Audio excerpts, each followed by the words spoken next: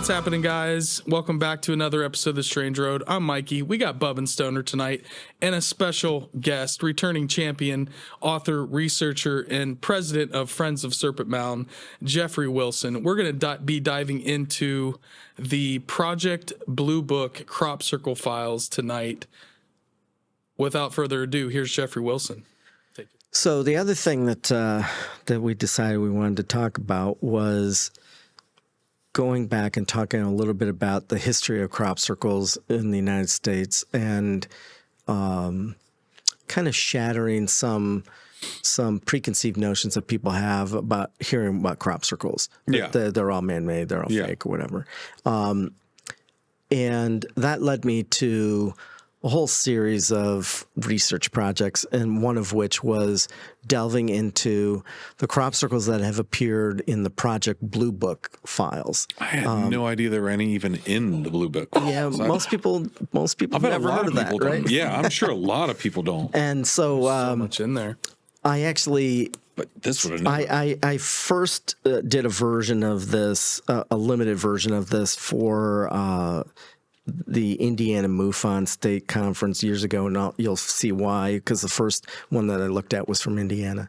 But later on, that grew into several other ones, and we'll talk about how that came to be and what that research process was. And so let's kind of start with this first picture. So this is the actual newspaper article that appeared in September of 1991. And you can see in the massive headline there, "The Men Who Conned the World." And this was the story about Doug Bauer and Dave Chorley, the infamous Doug and Dave, who claimed that they had made all of the crop circles that had ever been seen up to that point in 1991. Hold on. Sounds like a psyop. Hold on. What do you mean all? Every crop circle? That's what they said. In the world? Were these guys Yeah, they said they invented it, that they came up with the idea, and that they made them all starting Santa Claus starting in 1976. Okay. Now, that number, that date, is very particular because at that point, 1991, this is 3 years before, was the first couple of books that were published on crop circles. One by Dr. George Terence Meaden, which was The Circle's Effect and Its Mysteries, the very first book published about crop circles, and the second book, which was called Circular Evidence by Pat Delgado and Colin Andrews. In their book, Andrews and Delgado's book, they laid out all of the known crop circles that they had known about and had participated in research on. And the earliest one that they knew of at that point in 1988 was from 1976. Okay. And so it's not random that they selected that date. They had to cover that date because that was the earliest known at that point. Okay. What really conned the world was the idea that these two guys could have created all. Could have even done it, right. Okay. Because not only were there crop circles happening around the world, they'd been happening for decades, and there were documents that showed that they were happening for decades. This was not, a new phenomenon. Yeah. Are these guys independently wealthy to where they just travel the world and make crop circles or something? Well, part of it was there was like this newspaper war going on in England between the main newspapers. And one of the newspapers offered a £10,000 reward for anybody that could come up with the explanation. Now, I'd jump at that too. Right before these two guys came forward, another guy came forward and said that he invented it and that he had made the crop circles, and he came forward to claim the prize. Well, then the newspaper that had put the prize out came out with these two guys to nullify them paying out the prize. But that all gets lost. Those details get lost to history. Nobody remembers the other guy coming forward. Oh, sure. They just remember the Doug and Dave guy. These guys became the media celebrities. Yep. They were on all the TV programs. Remember. This story cascaded around the world. That's a psyop. And then this ended the scientific inquiry into crop circles. Well, there's your answer. Yeah. That's the real answer. Thing is, I remember watching this 60 Minutes, hard copy, one of them. When we were kids, we'd watch the news with our family in the living room. Right. And I remember being on the floor, and I remember stories about crop circles before that being in the news. And then this happened, and it was a huge thing. And hard copies, everybody did an episode about these guys. Yeah. And then it all just kind of went away. Right. Well, so what I always try to tell people is don't believe this, because just for the sheer fact of here in the United States, we have at least 125 known crop circles before 1976. All right, so we have well over 100 examples of crop circles happening before 1976, when they claim that they began the whole thing. All right, so if you just take their story at face value, they still can't have done it, because we have all these other reports. And so these are just some examples. We're going to talk more in depth about the one on the left from Veblen, South Dakota. But there is one that I want to point out up in the upper right corner there. I don't know if you can see that, from Delroy, Ohio, 1965. Yeah. At the very first ICCRA conference that we organized, we had a gentleman that came down from the Cleveland area. His name was Richard Lee. He was part of the Cleveland Ufology Project, which is the longest continuously operating UFO group in the United States. They started in like 1959, and they've been going ever since. And he was a member of that organization, Cleveland Ufology Project. He was like a late teens, like 19, 20 years old when he started there.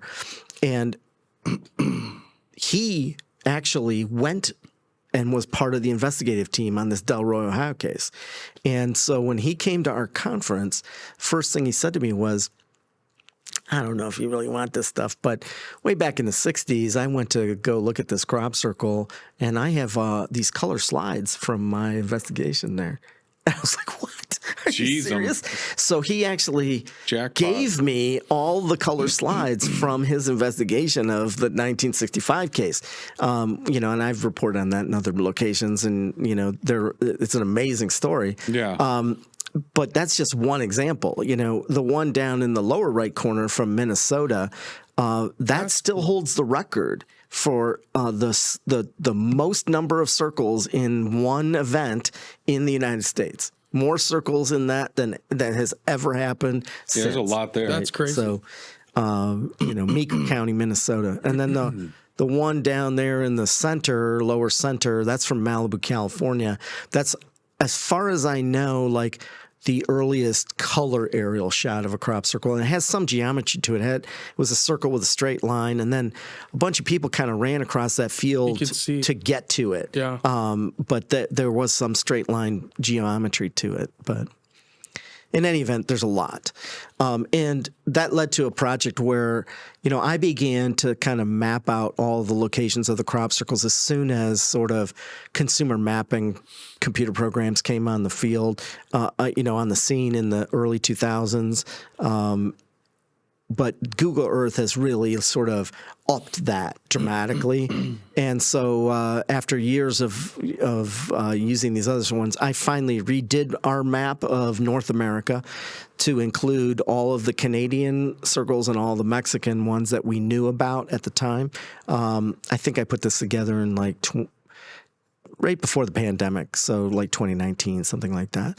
And so all the yellow dots on there are all of the various crop circle reports that we have, collective in our database. There may be ones out there that we don't know about. I always try to encourage listeners, hey, if you've ever heard of a crop circle in your area, check our ICCRA page. There you go. It's all free. You can go out there and you can look at it. If you don't see it there, certainly contact us about it, and we'd love to add it to the history of the database, because I think it's important information to keep, as you go on. So go out to iccra.org if you want to check out all of those different ones. But we're back to the Project Blue Book stuff. The first file that I went to particularly investigate was this one from Dale, Indiana in 1964. And this is a picture that was in the Dale, Indiana newspaper showing these four people standing or kind of crouching around this swirled circle that was in the grass.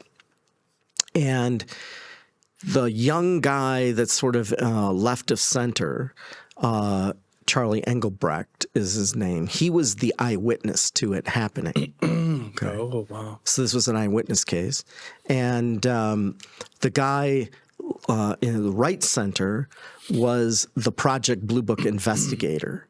The guy that was kind of far left was the from the sheriff's department, and the lady on the far right, she was from the newspaper, the local newspaper. And so they got a group shot of them, and what they're all looking at is the Project Blue Book investigator. His name is William Powers. He was a professor of physics and astronomy at Northwestern University before the more famous UFO researcher from Northwestern University. You guys know who that is? J. Allen Hynek. J. Allen Hynek. Ohio State University. Hynek took William Powers' job. Okay?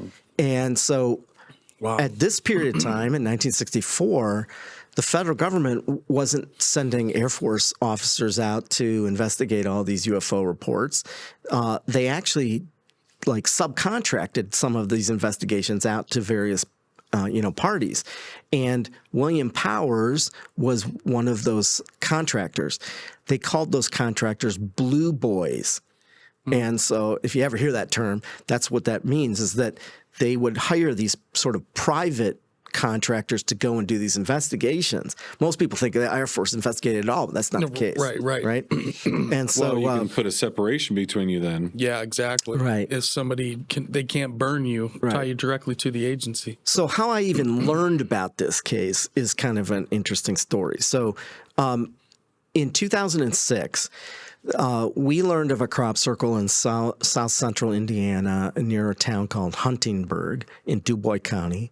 And so we went and investigated this crop circle. And one of the things that I always try to do is I always go back into my history files and I look at old UFO cases and see if there's been anything in that area in the past and if there's ever been other crop circles reported in that area in the past. And I came across a pretty obscure, one paragraph reference to this case in which it mentions that there was this circle associated with it.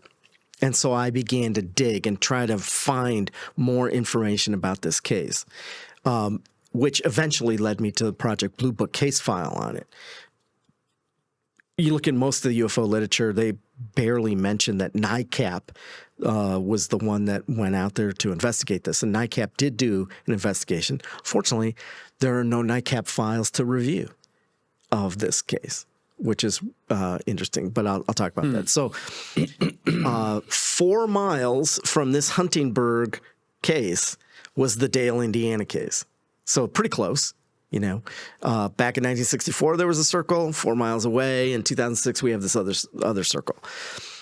This circle had some geometry associated with it. It had some unusual herringbone weave to it, which we hadn't seen before. We did measure elevated levels of radiation and electromagnetic fields in this circle. Found node elongation and blow nodes, all that kind of stuff. So this was not a man-made circle. And then I came across this historical case. This is just showing a picture of the elevated radiation counts while it's on the flattened wheat. You can also see there the dramatic node bending that is associated sometimes with the flattening of the circles. This is in dry wheat, yet somehow you get the severe node bending in that dry wheat. And if you guys don't know what Jeff's talking about right now, go and watch the previous episode we did, because you went into that pretty deep. Yeah. With the soybean node bending from Serpent Mound. So if you guys want to learn more about that, go check that out. Well, that was in soybeans. That's a different kind of plant damage. There's no nodes on soybeans, but yeah, if you want to learn about some of the different, kind of physical effects that can happen to plants, that was an explanation from another kind of plant. this is just showing the different radiation reading counts. So the stuff in red was from the circle. The stuff in yellow was from the background radiation, different distances away. And you can see where we took those readings from. That was gamma. This is beta gamma and alpha beta gamma. So we had elevated readings in all different phases. And we also had a gentleman that we met there who was an retired newspaper guy, and he reached out to Dr. John Burke, who was a physicist of the BLT group with Levengood, W.C. Levengood, John Burke, and Nancy Talbot. And Burke talked to this guy into going out there after the fact, after the field had been harvested, and running some electrical wiring across this and measuring the different voltage counts across this field. And so he found real weird voltage changes within the area of the circle versus outside the circle. And then we looked at sort of the internal geometry to this. So it looks fairly simple when you just apparently look at it. But if you look at what that implied geometry is, that internal geometry, there's more to it than what meets the eye. That little notch up at the top was sort of like a keystone in figuring out that geometry. And it turns out that this particular crop circle, if you extend those straight pathways out across the landscape, they point to other crop circles that happened in the landscape. This is one of the questions that we didn't really dive deep into, but this is another aspect of the crop circles that we've looked at in the past, is that they're not just sort of singular one-off transactional relationships. They actually interact with other crop circles both in the past and also in the future. How does that even? It's like Hansel and Gretel. Yeah. So in any event, we don't have time to go into that stuff unless you really want to. But that's maybe a discussion for another day. That's a couple hours long lecture. But in any event, this stretches out to a whole bunch of other circles. But so I just want to say real quick, the image of that one with the circles and the little forks, I guess, coming up. Yeah. What that reminds me of is hiking around in the American Southwest, petroglyphs. I've seen petroglyphs with those sort of fork things coming out of circles, or it's interesting. It seems very familiar, that one. Okay. So this is just a map showing where the Huntingburg Circle was, where the Dale, Indiana case was. And then I found a whole the newspaper guy that we met there and that did that other extension. I asked him if he would go out and look at other historical cases to see if he could find any newspaper accounts of that Dale, Indiana case. And not only did he find that Dale, Indiana case, but around that period of time, he found a whole series of UFO cases as well as additional circles reported. Interesting. And so this is kind of a map of that area showing all of that, and we'll kind of talk a little bit about some of that. So the headline in the local paper was "Dale Youth Sees Flying Something." And so this was investigated by the Dale, Indiana Police Department, William Powers of Project Blue Book, and Alan Cast of NICAP. 3 separate investigations. Okay. NICAP was a federal program, or no, that's another UFO group like MUFON. Okay. But they were kind of 50s and 60s. On the scene. That's what you mentioned earlier. Copy that. Right. Got it. So this text is, I'm not going to go through all this, but this is Charlie Engelbrecht's story of what he saw. And so let me kind of summarize it. We actually tracked him down and got an interview with him in which he told this story to us. Charlie was 18 years old at the time, living at home, and this happened in June. So you still get sunlight into the 9, 10 o'clock hour. Oh, yeah. And so he's watching TV in the family room. His parents have gone up the road to the neighbor's house to play cards. And so he's just by himself at home watching TV. And he said that the lights in the house began to dim down, and then the TV dimmed down, and then all the power went out. But coming from the back of the house, the kitchen window, there was a bright light that illuminated the interior of the house. And so he got up from his chair watching TV, and he walked out a side door, because there's no back door directly in this house, went out a side door and walked around to the back of the house, where he then saw a luminous red ball of light about the size of a basketball about 4 feet off the ground. Right? Now, one of the other details that he talked about was that he tried to move closer to it, but there was some force that prevented him from getting any closer to it. At the same time, he was watching all kinds of metal farm implements moving towards it. So there was like a big metal milk container that was on a picnic table that had fallen off and was rolling towards it. There was a metal push mower, the old kind of, blade kinds of things that was moving towards it. There was a metal hoe that was leaned up against the back of the house that was snaking its way through the grass towards it.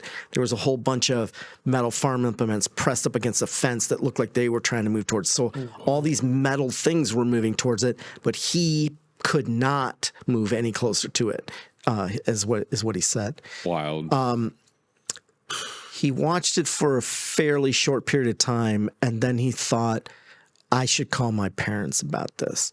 So he turned to go back into the house, and the ball of light then took off into the sky and gone. Okay. His parents down the street actually saw that. They saw the ball of light streak up into the sky. Wow. And they thought, what the hell's Charlie doing at home? He's shooting fireworks off or whatever? We better get home and find out what's going on. That's a hell of a firework, yeah. So they drive back home, and they find Charlie there just completely red. Sunburn. Oh, yeah, torched. Oh, that radiation, yes. Oh, yeah. And they said that there was an overpowering smell of sulfur in the air. Oh, boy, sulfur again. Here we go. So they called the police department, and the Dale, Indiana police chief responds to the call, and he said that he got about 1.5 miles away from the house and could smell the sulfur. Yeah. He arrives, finds Charlie completely red. Charlie tells the story, and he doesn't quite know what to make of it. But because they responded to the call, the local newspaper heard about the story, and then they ran a story. Now, man, this is back in 1964. No internet. Oh, yeah. Right? There's nothing like that. Within 24 hours of Charlie seeing this, William Powers was on the scene investigating it for Project Blue Book. Wow. Okay, they responded Where there's quickly. smoke, there's fire. He flew down from Chicago to Evansville, rented a car, and drove over to investigate this. That's pretty wild. Okay. Wow. The sulfur thing, that is interesting. Yeah. There's a documentary, James Fox, it's called Moment of Contact, about a Brazilian in the 1980s where this whole city saw these craft and then these beings, and these things reeked of sulfur and ammonia to the point where one of them got killed. They brought it to the hospital. For weeks, that wing of the hospital was shut down. They couldn't serve patients because that smell of sulfur would not go away. So that's weird.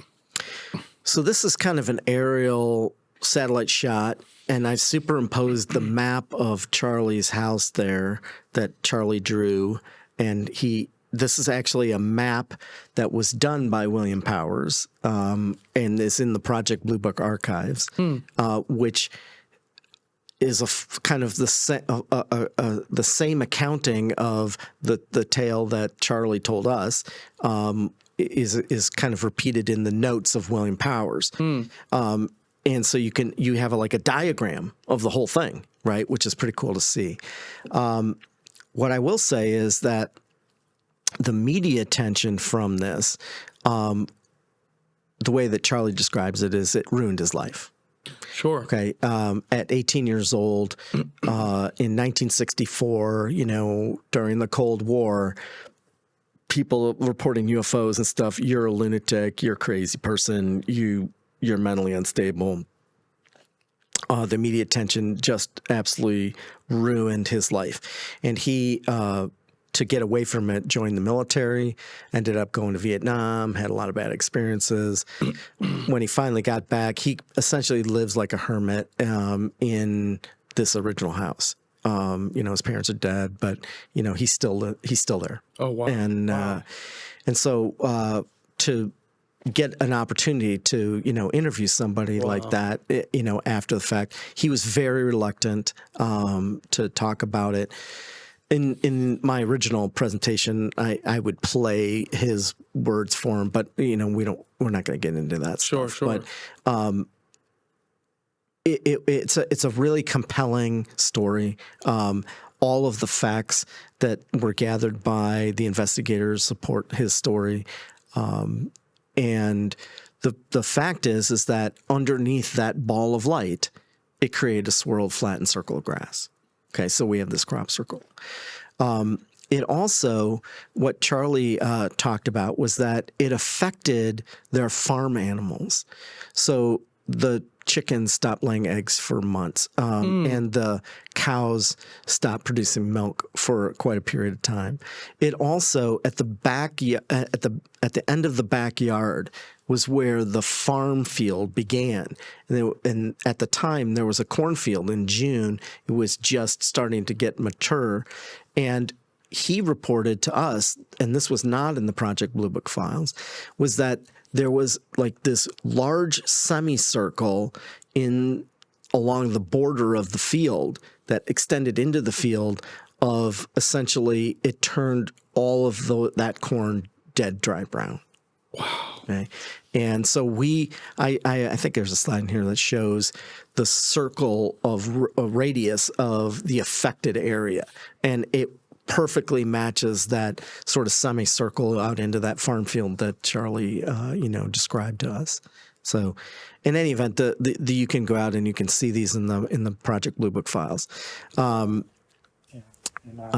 just also we actually have the dialogue in there. So overlaying the diagram to the current farm there, the Engelbrecht farm, you can kind of see it hasn't really changed much over the years. And you can see where the back of the yard is and where the farm field starts. So you can see where that would be affected. Mm-hmm. And these are just some of the reporting that was done. So what did Charlie's parents say? We tracked that down, and I kind of created a report of all the quotes that they had in all the various newspaper articles. There was the Dale, Indiana Police Department. What did they have to say about it? Not much from what it looks like. Yeah, not much.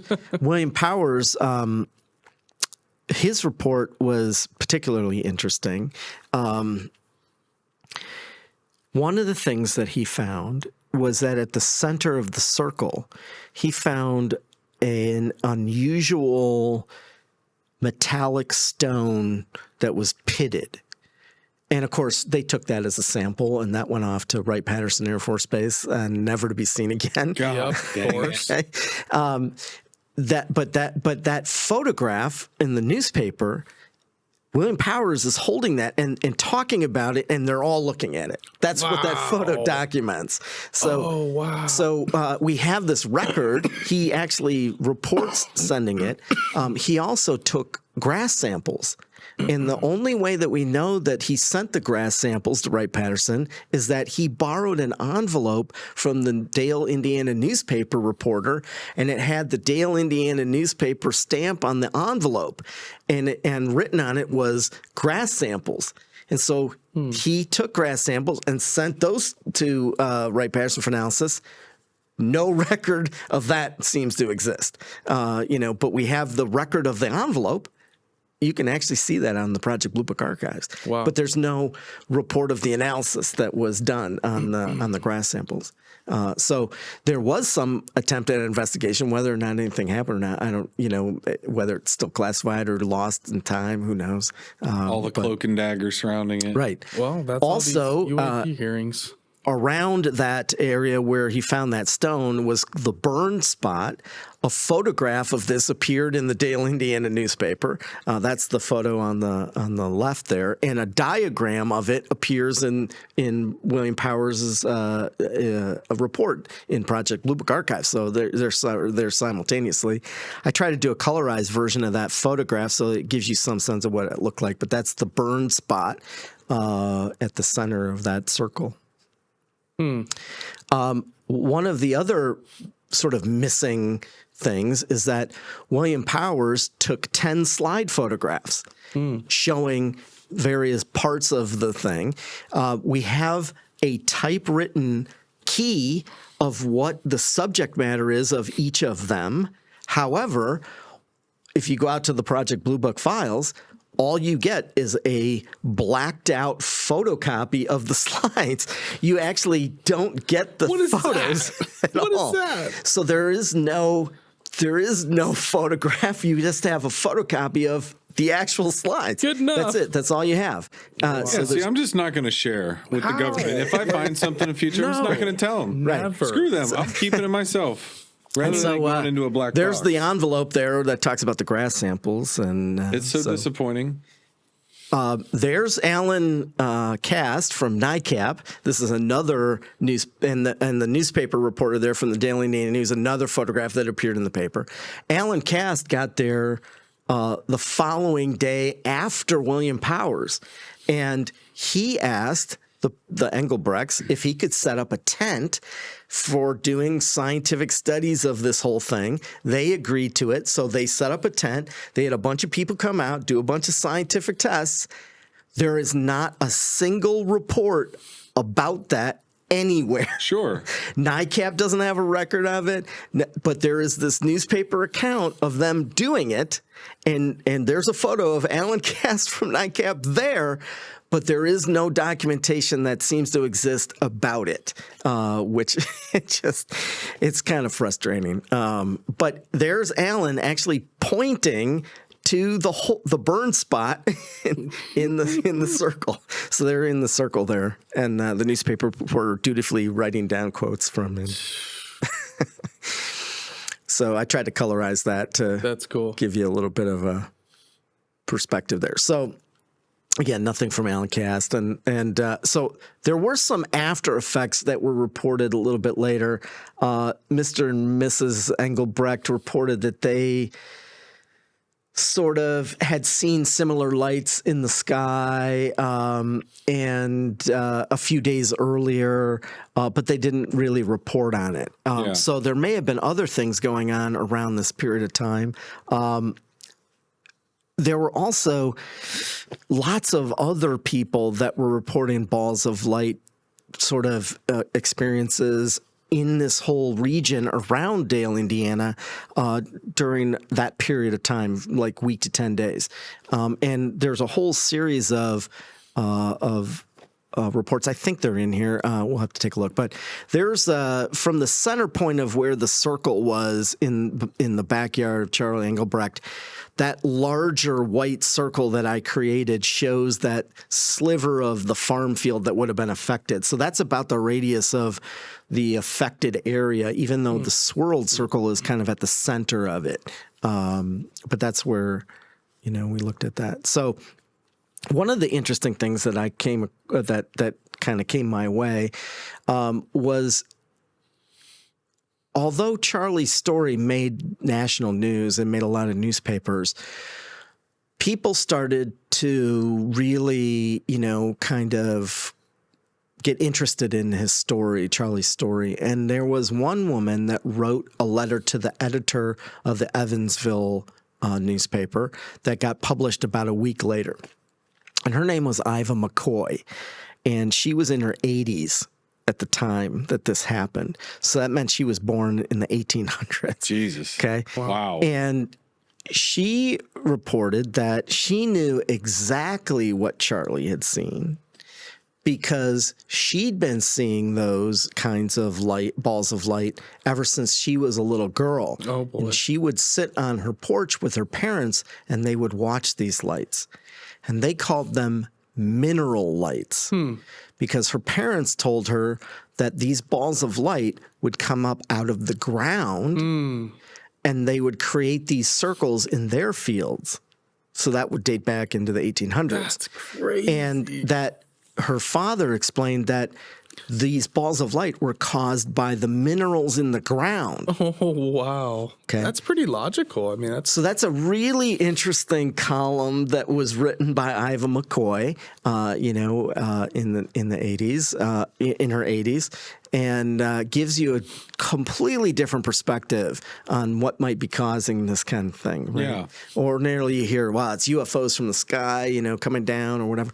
She's like, "No, they're coming up from the ground." What if it is, though? I mean, what if it's one of those things that we just really don't understand yet? Or, if it's volcanic activity underground or seismic or magma, that somehow it's pushing this energy up through the earth and through the crust and accelerating out. We do have other eyewitness accounts of crop circles forming, and they don't appear to be coming up from the ground. Sure. Some crop circles are bent, a pretty good height above the ground. Yeah. So, it didn't affect the plants right at the ground level. So there are other details to consider. Yeah. But this is an interesting sort of story in which maybe some crop circles are done, made That's that what way, I was about right? to say is maybe there's a variety of ways that they come about because, again, I'm not going to say there's only one way to skin this cat, but Absolutely. I never thought of the fact that there could be, and I would be interested, too, in the way that she's representing them, those crop circles versus, say, the diatonic crop circles.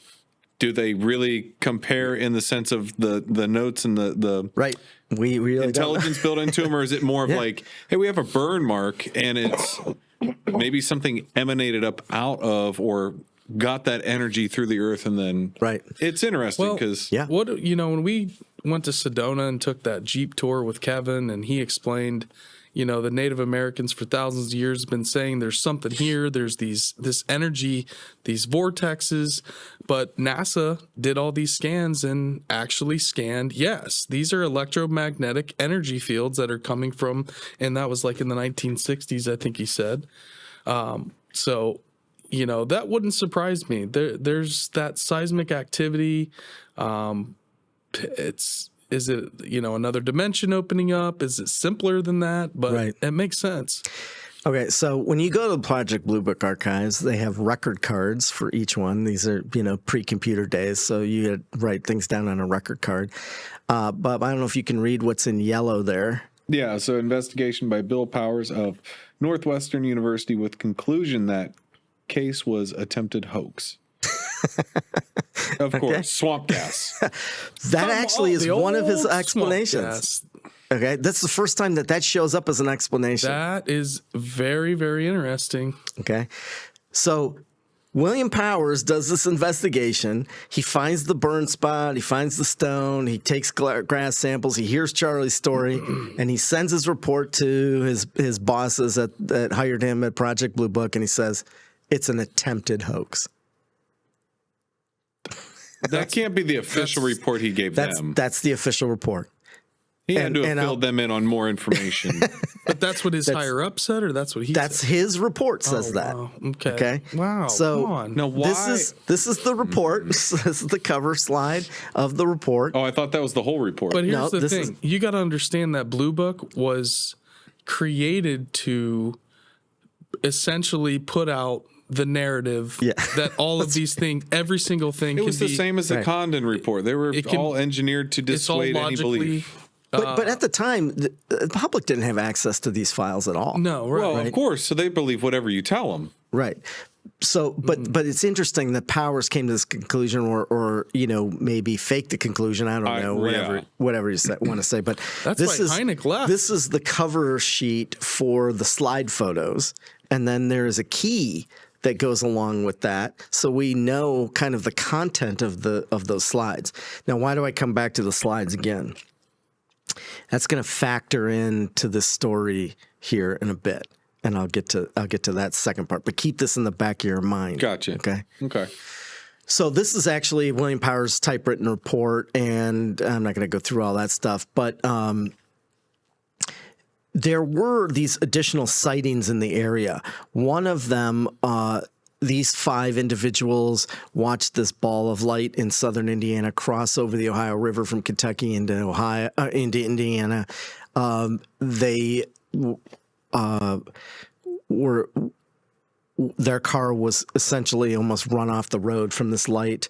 At the same time that this occurred, there was a local that called a local radio station in Evansville to report that a ball of light had entered into his house and it blew up his TV. Sure. Whoa. Like ball lightning kind of thing, right? Yeah, that might, I mean, sure. And so this happened same night within, a pretty short distance of Dale, Indiana. There were additional reports in June of 1964. So there's one in Elkhart County and another one in, Gibson County? And so these are different people that reported different lights that they were seeing balls of light shooting between houses and, all kinds of stuff. Yeah. This one was really interesting. So just a day or two after Charlie's eyewitness case, there was this report in the paper that in Cannleton and Perry County, Indiana, there were more circles reported. A family was out cutting hay in their field, and they stopped to go to a nearby auction, were gone for about an hour, came back to that field, and found a whole series of circles in the field. Now, my intrepid reporter friend, Charlie Keisel, he tracked down one of this family. The 12-year-old was still alive, and the 12-year-old son who was around at that period of time, and he interviewed him and got him to talk about it. And so we got a little more information from him. This is essentially what the report in the newspaper said. It was multiple circles, but the eyewitness actually said that they were rings around 3 circles that were in a triangle shape. So we're talking about some sort of implied geometry here, but this was sort of the design that was in this particular field. So this happened just a day or two after Charlie's interaction, not too far away, also in Indiana. All right. So we're talking about, the same sort of areas where we went and investigated that circle. That's what spawned all this, was to go back and look at, well, is there anything historical in that area? And it turns out there was a lot of stuff. All right. So I kind of had a bunch of outstanding questions about this. Is there a way that we could track down the slides to find out more information? Is there reports out there like the NICAP report, the missing NICAP report? And so those were the conclusions that I came to and delivered that to Indiana MUFON, and literally nothing came from that. Nobody from Indiana, ever tracked any of that stuff down. As far as I can tell, nobody has really followed up on any of that stuff. I kind of pushed it as far as I could and gathered as much information as I could, and then I sort of turned it over to, the UFO people to, keep going, and it didn't really go anywhere. However, we have another case from that same year, from August. This is a file that's from Mount Airy, North Carolina. And I'll get to this here in a second. But let's see. It looks like there's some missing slides here. So let me go back. Let's see. I'm not sure what's going on here. So let me go back and I'll sort of set this up. There's a couple missing slides here for some reason. One of the ICCRA members, who's a member of the Cleveland Ufology Project, he sort of has been the director of it for a while now, a friend of mine by the name of Aaron Clark. And Aaron Clark had heard my presentation on this Dale, Indiana case and the Huntingbird case because I gave it at one of our ICCRA meetings, and he used to come to all those ICCRA meetings. And He sent me a kind of a newspaper article in the sort of mid 2010s, in which he talked about it. It was an article focused on a particular UFO researcher here in Ohio. His name is Rob Mercer. Have you ever heard of Rob Mercer? It sounds very familiar. Rob Mercer runs the Miami Valley UFO Society, I think they're called, something like that. And it was a story about Rob Mercer and a discovery that he had made. And it had a photo of him sitting behind a desk with a bunch of stuff on this desk in front of him. And the story is that, Rob Mercer is this UFO researcher.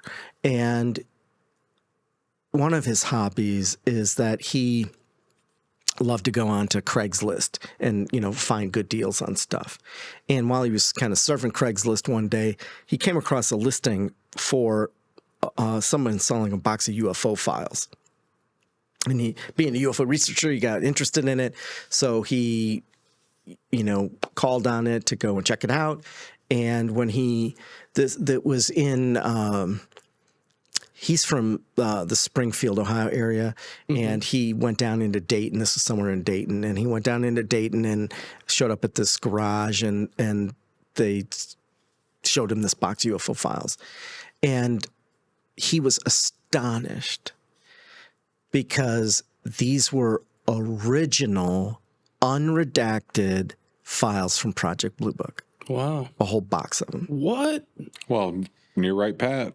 Yes. Yeah, wow. Okay. Now, he asked the people who had this garage, where did this come from? Yes. And they said, well, they bought the garage because the garage was filled full of all this old lumber, and they wanted the old lumber. And when they started clearing it out, they found this box of files. It's a detached garage or something like that. I don't know. Well, it's just shoved back in there. It wasn't theirs. They didn't. Well, it was part of so he asked them, who did you buy the garage from? Right. And they said, well, the guy moved and he lives in upstate New York now, and he tracked him down. And it turned out that guy was the last investigator assigned to Project Blue Book. What? Okay.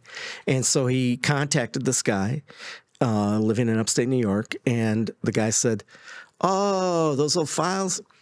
Yeah, I got like 5 or 6 more boxes of them. You can have them if you want. Oh, God. So he drove up. Motherload. He drove up to upstate New York, and he picked up all these boxes of unredacted original files from Project Blue Book. How was he legally allowed to take those and then just didn't care and gave the rest of them away? The story that this guy told him was that when Project Blue Book ended in the early 1970s, the investigators that were assigned to Project Blue Book were given 24 hours by the base commander to box up all the files and send them to an Air Force base in Illinois for final repository. And they said that, Project Blue Book had been operating for a couple of decades at that point. He said there's no way they were going to be able to box all that stuff up in 24 hours. They boxed up what they could, and they shipped out what they had. And at the end of the 24 hours, they just took the rest of the stuff home with them. That's amazing. Okay.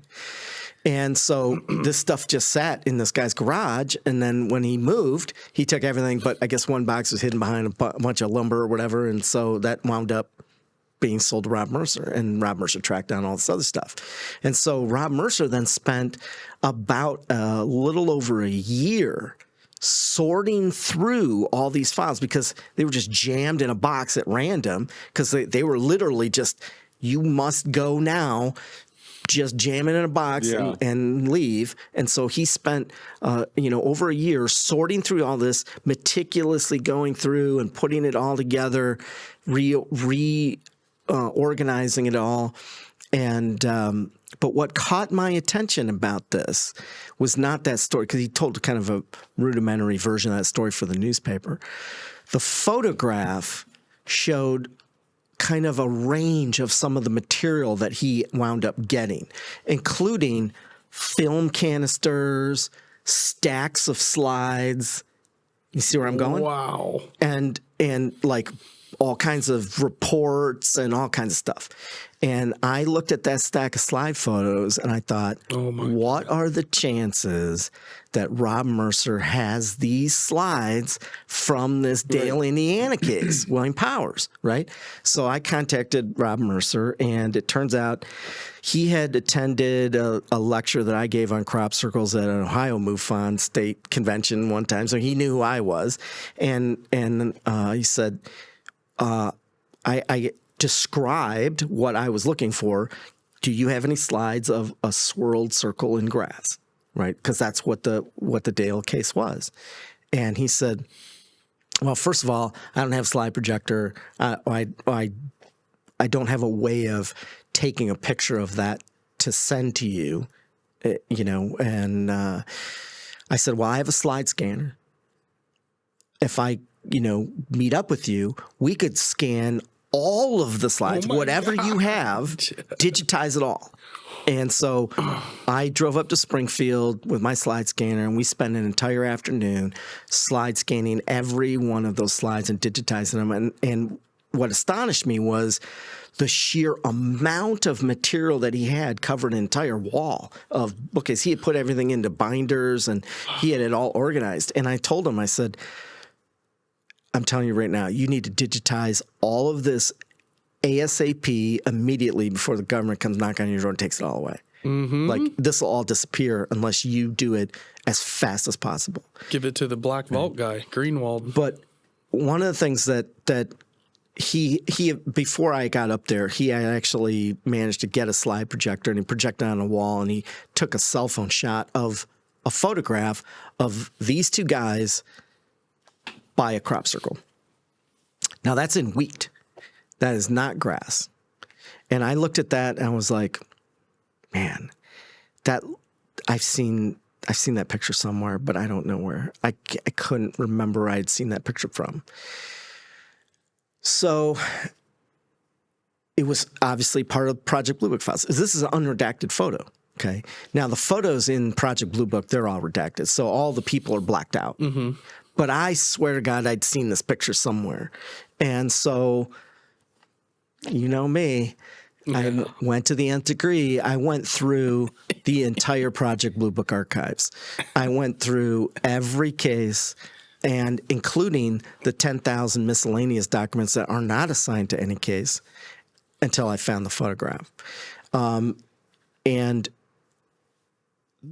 there was a series of this photograph with those people redacted, blacked out, where you only see the guy pointing at the circle. And that's the photo that I remembered, was the redacted photo, okay? And the photo was assigned to this case here in Mount Airy, North Carolina, from the same summer as the Charlie Engelbrecht one, just a couple months later, okay? But here's the thing. When you read about the case from Mount Airy, North Carolina, which was another sort of near eyewitness case, some lady watched this giant column of light behind her house or whatever, that also was a grass circle. But the photo included is not grass. That's wheat. So we have a discrepancy here. Okay. And so I went back to look at this Mount Airy, North Carolina case. I had remembered it somehow. And this is another slide photo from Rob Mercer's, collection of stuff, where you have these two guys and a dog by this swirled circle in wheat. Okay. So we had two slide photographs of this circle in wheat, which was associated with this Mount Airy, North Carolina case. All right. And I colorized that for everybody. So this is the other unredacted photo of them pointing, to the middle of that circle. So this is a bit of a mystery. And so the Mount Airy, North Carolina case, there's the redacted photo. Okay. So you can't really tell much from that photo, but that's the photo of them next to it with the dog. Okay. And then there's the one with him pointing. And that's the one I remembered. Wow. Okay. So those are the redacted photos. But there's also an aerial photograph. And the aerial photograph shows multiple circles, including, you can see like a triangular pattern down in the bottom and a couple up in the top. And so we have multiple circles in this field associated with Mount Airy, North Carolina. Except that the Mount Airy, North Carolina case happened in a subdivision behind some lady's house in grass. It has nothing to do with this wheat field with all these circles in it. So this became a bigger mystery to me. And I became determined to try to figure this out. All right. So this is the account of the North Carolina case. And essentially this woman was woken up in the middle of the night in this giant swirling column of light behind her house. And it did damage some trees, and it created this swirled circle. And there was a local UFO investigator that investigated this along with Project Blue Book. And so we have the Project Blue Book account files, and then we also have this UFO investigator account of this. And that's the picture of the guy there, and the woman is the eyewitness. The guy is the UFO investigator. George Fawcett was his name. He's a fairly famous UFO investigator from North Carolina. Wrote a couple books about UFOs in North Carolina and on the East Coast and stuff. And so this is, They See Flying Saucers or something by Jingo. That's kind of what the hell is by Jingo? That's a dated, reference, isn't it? I've never heard that term by before. golly or something. I guess something like that.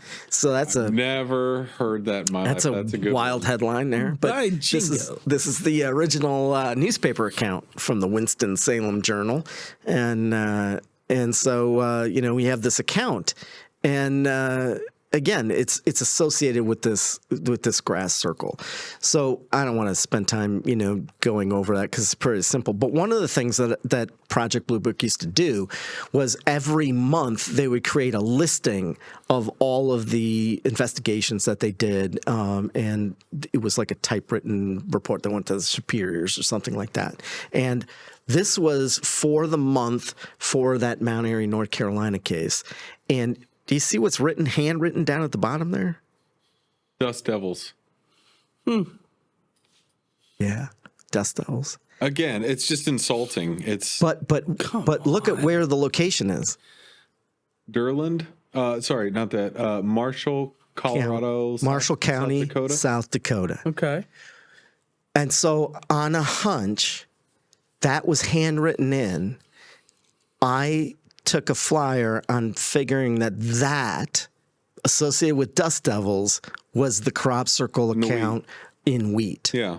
And somehow those photos got associated with that Mount Airy, North Carolina case. They mixed them up.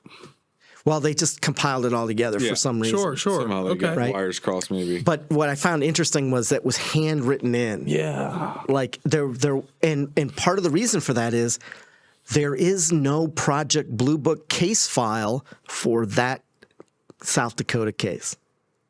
There isn't one. I found the files for that in the miscellaneous documents file, the 10,000 pages of the miscellaneous documents. So did it just never get filed?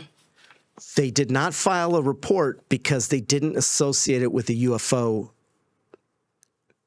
They only associated with Dust Devils. Therefore, there was no case. Okay, so this is the final of this is Veblen Township, South Dakota, August 11th, 1965. Same summer as Charlie's, same summer as the one in Mount Airy, North Carolina. The guy on the left is the farmer. The guy on the right was the local county extension agent. The farmer found a bunch of circles in his field, over 20 circles in his field, didn't know what they were, called the county extension agent. Most prolific Dust Devils you've ever seen, only. The county extension agent comes out, has no idea what's going on. I'm sure. Right? The local newspaper snaps a couple of photos of them at this and writes a newspaper account of this. The county extension agent takes the newspaper account, folds it up, and mails it to the nearby Air National Guard base just across the state line in North Dakota. And the base commandant takes that report and sends it to Project Blue Book and says, you guys might be interested in this. Okay. The reason that the county extension agent sent it to the Air National Guard base was he thought maybe the Air Force did it. Maybe the Air Force had something to do with these circles. They're just across the line, like 8 miles away. Makes sense to ask them. Maybe they had something to do with it. Run a training program or an exercise, or so there is a record of the commandant's letter to Project Blue Book, including the newspaper account, and they send it to Project Blue Book, and there are records of when it was received, what they did with it, and that's what these records are. So these slide photographs came from ostensibly the newspaper that took them and ran one of them in the newspaper on the front page. I'll show you that here in a second. So these are the photos of them standing around one of these circles in this guy's field. Okay. And in North Dakota. And there's another one of them pointing out, looking at the circle. They're completely puzzled. They've never seen anything like it. They don't know what made these circles. You saw from the aerial photograph, which was taken by the Air National Guard base, they thought, what the hell's going on? They flew over, took some aerial photographs. That got sent to Project Blue Book. You can see the triangle pattern of them. I'm sure dust devils create triangular patterns of circles and fields. Yeah. Right?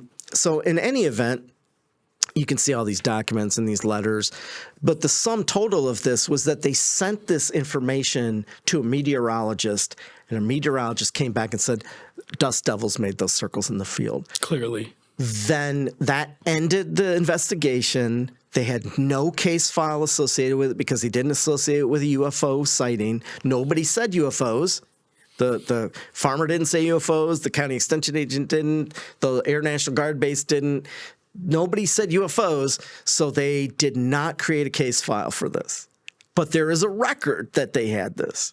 And this all goes back to Doug and Dave. Are there crop circles before Doug and Dave?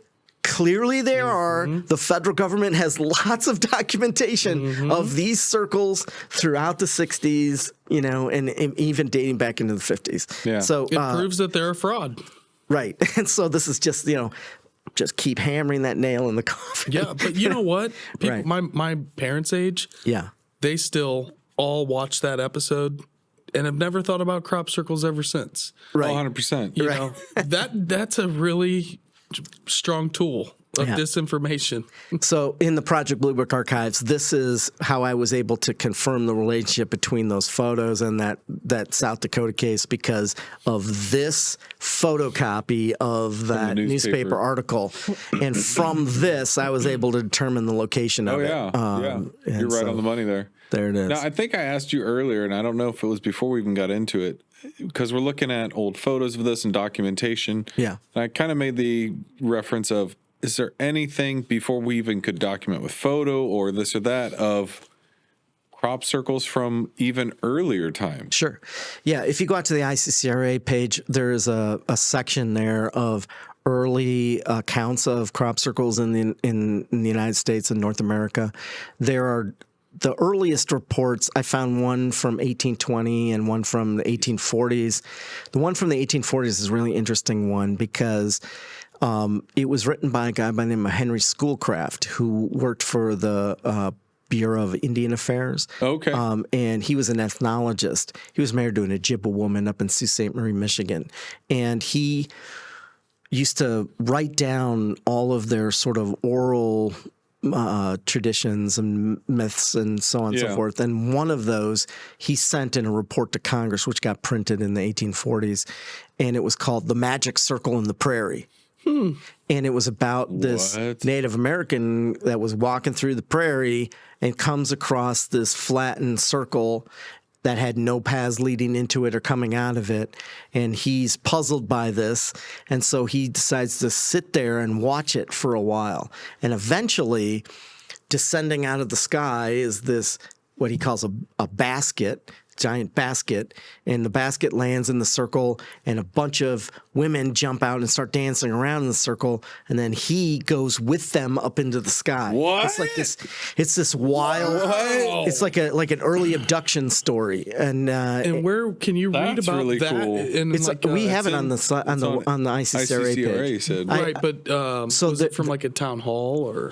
What's that? Where did the account come from? I think Henry Schoolcraft. Henry Schoolcraft, documented this story. These were gotcha. Okay. lore.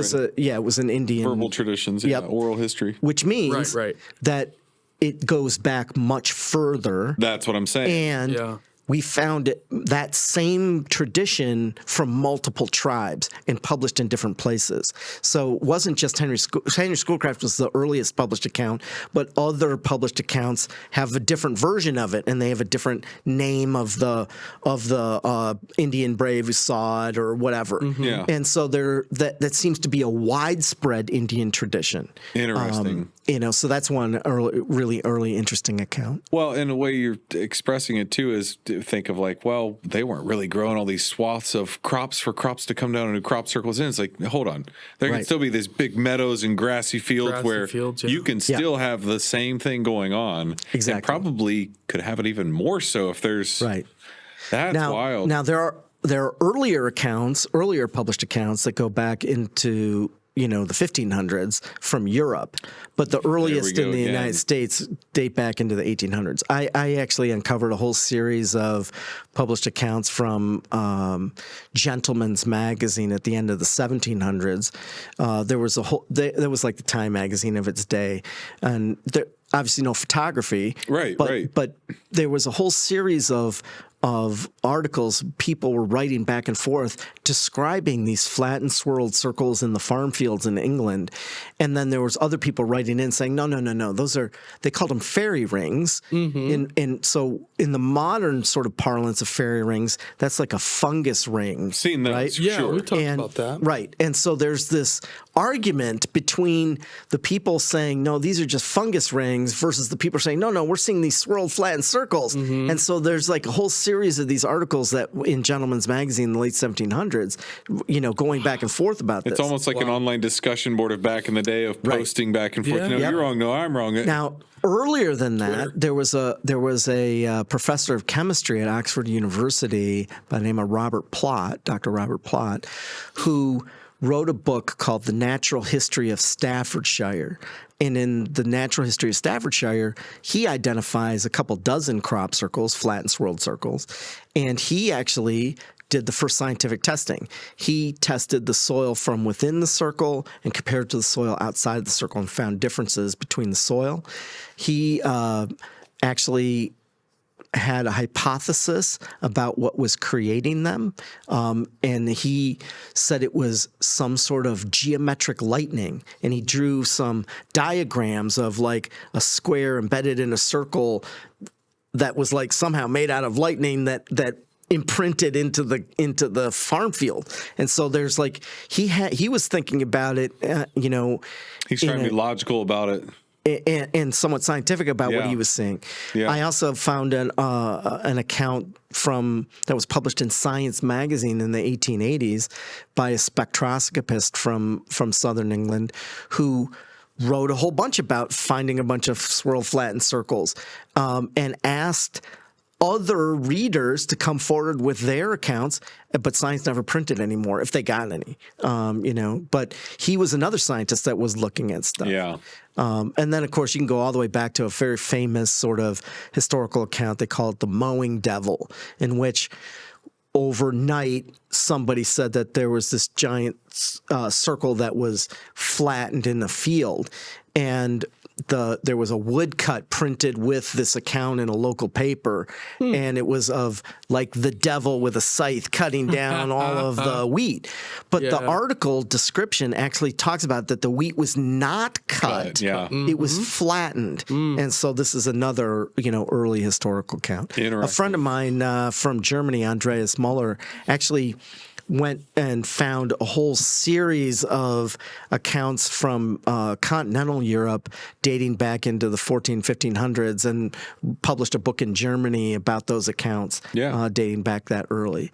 He also went to Africa and interviewed a bunch of people down in Africa about crop circles dating back into the 1800s in Africa, and their accounts are pretty interesting too. But so there's a much longer history of crop circles, absolutely. Well beyond Doug and Dave. Right. So it got real big in the 70s and 80s, and then by the 90s, nobody took it seriously. Right. Yeah. So again, here's one of those aerial photographs. You can see the various circles there in the field, and this is just a fraction of them all. Evidently, there's something like 27 circles in this field, which is that's cool. A farmer comes upon 27 circles in the field, and he's like, "What the." What's going on Especially here? when you have to be up in the air to really get an understanding of crop circles, Yeah. Like going back to Delsey's photo of her up on top of a car, you can kind of see little slivers of. So there were unredacted photos in the miscellaneous documents file because there's no case file, right? So when you go to the case files, they redact all the people, but in the miscellaneous files, they didn't redact the people. So these are the same as the slides, right? So we have the actual slides, and then we have the photo prints that are unredacted in the case file. So this is just looking at all the various documents and kind of coming to a conclusion. What makes these Project Blue Book crop circle events important? To examine, over 50 years later. Well, there's a lot we just learned from just going through 3 cases, right? Yeah. And so these historical cases, I think, are just as compelling to go back and look at as anything that's happening in the modern day. Sure. There are earlier cases that I found in Project Blue Book I didn't include here. There's stuff that goes back, in Florida that dates back into the 50s, in which there were eyewitness cases, people that actually got caught adjacent to circles forming, and had physical effects that happened to them. While they experienced a crop circle happening. So those are all other cases, but that gives you some sense of that journey of trying to discover these historical cases, and again, just puts the nail in the coffin of the Doug and Dave story, right? Oh, 100%. And it's just hilarious, too, that at every corner, Project Blue Book doesn't disappoint with not actually giving you answers and making you feel like they're just insulting you. Now I will tell you a fun story about William Powers. So when William Powers, after this case, left Northwestern University, and then his successor came on board, right?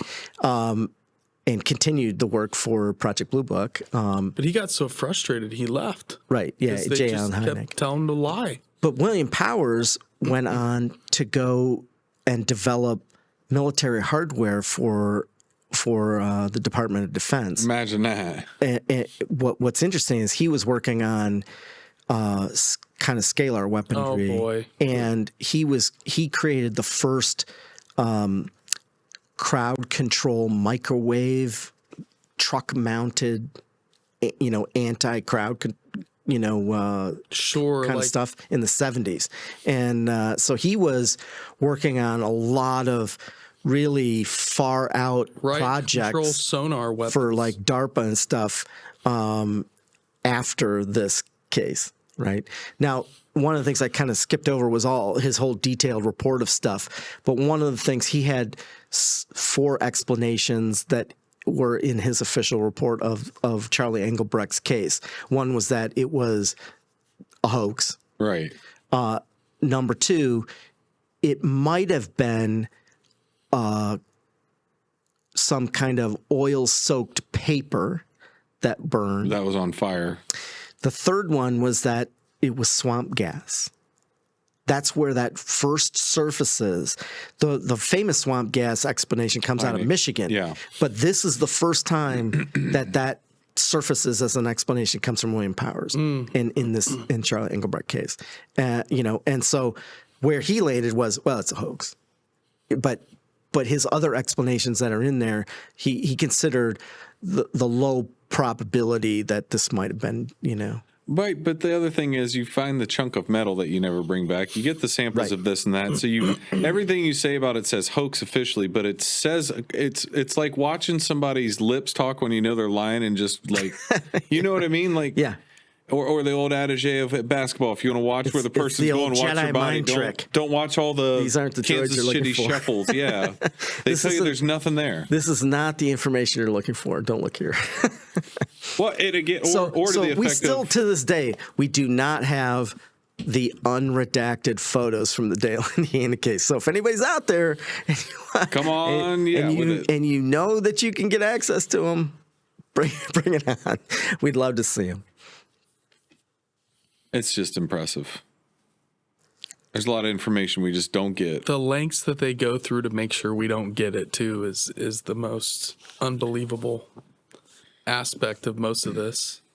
And leave it up to Jeffrey to just go absolutely ridiculous. Oh, I got to find the original source for all every of this time in that, and then that anytime Jeff goes, and that did make sense. So I'm just like, the moment your eye turns onto something, I feel bad for who is ever on the other end of that, because they're not going to get away with brushing you off. Well, you really have to thank Rob Mercer for the luck that he had and the tenacity that he had to try to preserve those records, because they could have just been tossed in some dumpster somewhere, and we'd never have seen any of that stuff. All those boxes. So what I will say is Rob Mercer took my advice and he went directly to the Black Vault people, and they helped him scan all this stuff. So if you go out to the Black Vault, a lot of Rob Mercer's collection of documents are out there. Of course, he's got those. That guy's an American hero. I don't know if the federal government ever came knocking on his door to get the originals back or not, but.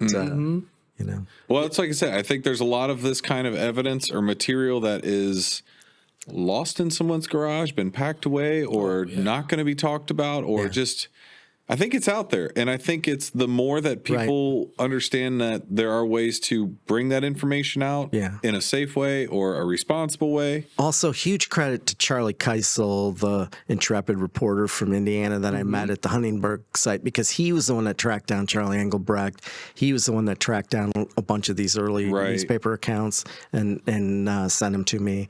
I kind of pieced the story together, but Charlie really did, due diligence in trying to track down that stuff. I mean, we never would have known the level of detail of Charlie's story had he not tracked him down and gotten that interview with him. Yeah, for sure. And obviously, huge credit to Charlie Engelbrecht for agreeing to be interviewed after all this time. I mean, it did kind of ruin his life, and he was hesitant, and he doesn't really want to be contacted by anybody today. He's perfectly content living his quiet life. He does not want any more media attention, for sure. Ruined his life. So I wouldn't say media attention is not what I would want. I would like to see the interaction of, say, him with someone else that's had a similar experience, again, where there's kind of like a shared experience. You can really get more insight, I think, sometimes, or learn further or get a little further down the road than I've never experienced it. So I can't even give you a reference of my encounter or how it plays different to yours or plays the same sometimes. So, without that sounding board, it's tough. So I'm sure he's probably like, I'm good. I don't want to tell people that don't know anything, but if there's someone else that could, I think, give him reference, I think maybe it would be. But another thing that this shows is, it took a lot of cooperation from a lot of people, people like Aaron Clark at the Cleveland Ufology Project and people at Indiana MUFON, Ohio MUFON, all of these people just giving their time, their information and sharing it with others so that we could piece a story together and figure out what actually happened with some of these things. That's the collective. Huge credit to the Black Vault that hosts a lot of these files, the original Project Blue Book files. A huge amount of effort has gone into being able to make this stuff available. I mean, it's the same thing that the ICC area was dedicated for doing, is putting that material out there free to the public, so that the public can get access to it and can learn about these things. Huge props to the Black Vault, huge props to, all the different people that cooperated in this case. He just got a big spotlight on his operation, Greenwald, from the Black Vault. He was mentioned in the congressional hearings that just happened a few weeks back. Right. Where Michael Schellenberger was, talking about how they were basically trying to silence him and turning back all his FOIA requests on all the things that are happening now and all of the Arrows documents that Greenwald was trying to get, and they just kept throttling him over. So, like I said, that guy's an American hero, in my opinion, with all the JFK documents, and the work he's done has been fantastic. One thing I wanted to say, too, is the media back then is so much different than, like, say, if a George Knapp would have gotten a hold of, his experience wouldn't have been quite as traumatic. Right. But you're looking at the way journalists for newspapers, they're trying to get that story. They're hammering it, It's not like having, coming on a modern day podcast or having somebody like George Knapp or Jeremy Corbell find that, to where, I think that would be a lot different for him of an experience, and maybe he'd be talking still today. Right.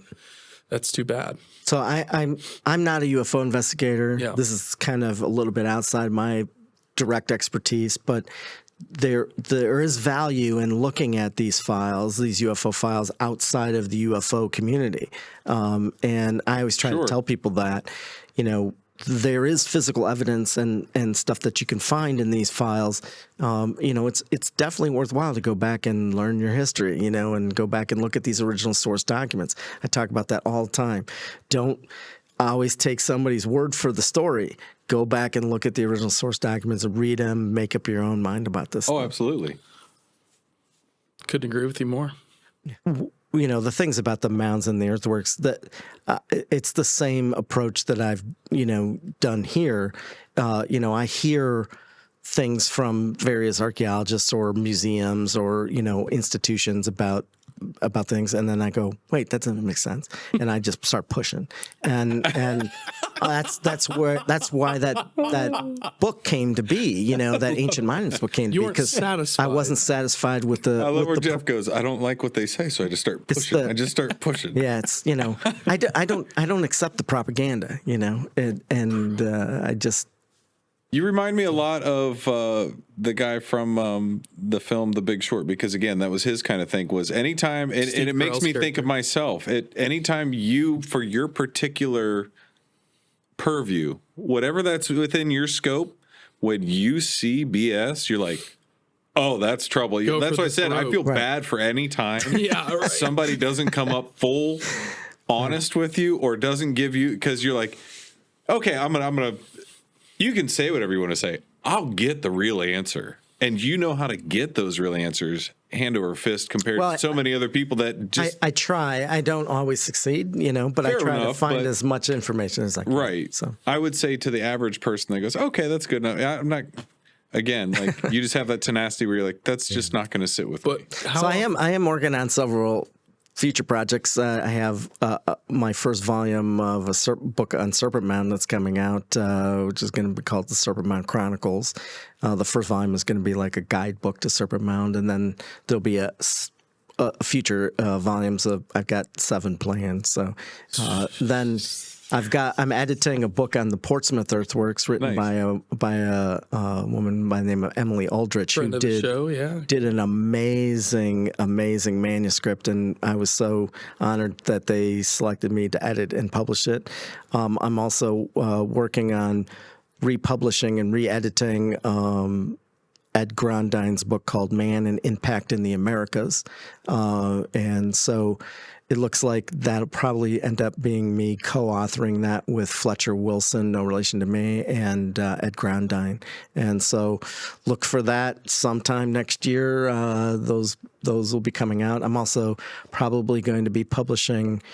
I've already edited Ross Hamilton's latest book on Serpent Mound, and we're just hammering out a few last details, and then we'll get that published too. So I've got some other cool books coming out with lots of deep information about those places. And there's a lot of stuff out there that people have never heard about. And we're, committed to making sure that that stuff is available to the general public. So much of it is, being hidden away. And, if it's not already digitized, then AI doesn't have it, and it doesn't get out in the world. I for the foreword of my second volume of that Ancient Monuments, I wrote a kind of a preface talking about that my book might be one of the last significant books written without the aid of AI, because everything in that book had never been digitized before. Right. And so, you go and start looking in these archives and digging around, and there's a lot of amazing stuff in there that people have never seen before, never heard of it before, never been cited before, never been written about before. And, AI doesn't have it. And so, that's part of the reason why I didn't make a digital copy of my book available, because I don't think AI needs any of that stuff. It's a good point. It's a very good point. I don't think that's why I didn't make my book available on Amazon. I don't think that the richest guy in the world needs more money. Yeah. Jeff Bezos doesn't need any more money. Yeah. So people can find this material in other places. Let's make it available for other people in other places. Yeah. The richest people don't need to hoard everything. Yeah. So I'm with you, brother. So that's my political soapbox. Love it. And honestly, if we can help out in any way and help getting that information out, that's always been our number one goal, is to get people like you specifically, helping create a megaphone. Well, I certainly appreciate it. Yeah. And I'm happy to share the information. There's so much just in Ohio of all the amazing people we've had on this show.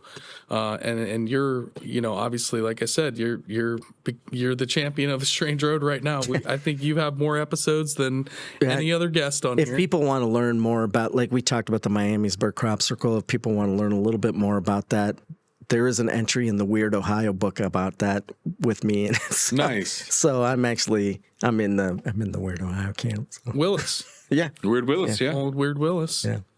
Yeah, we had a great Halloween episode with him. Good stuff. Jeff, thank you again so much for coming on. And like I said, taking the time coming down here. And thank to all of you. Thank you very much, everybody, for hanging out with us. I'm Mikey. This is Bub. We had Stoner and Master Control holding it down. Make sure you guys like, subscribe, hit that notification bell, and keep sharing, keep rating. We appreciate you guys. Love, peace, and chicken grease. We're out.